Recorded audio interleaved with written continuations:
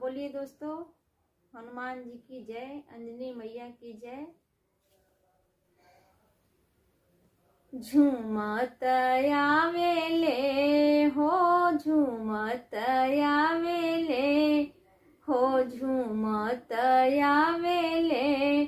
हो, झूमत आवेले बजरंगी बलवानवा झूमत आवेले हो, बजरंगी बलवानवा झूमत आवेले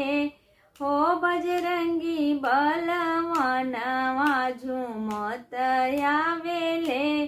हो, बजरंगी बलवानवा झूमत आवेले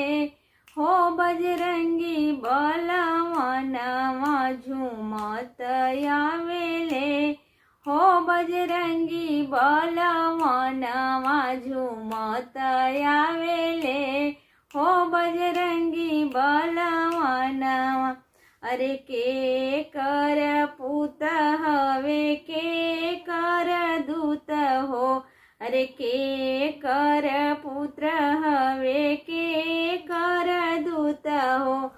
के कर हवन ना हो, के कर हवन ना, अरे के कर हवन ना हो,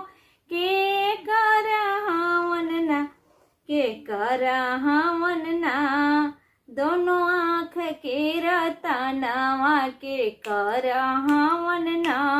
दोनों आँख के रतनवा।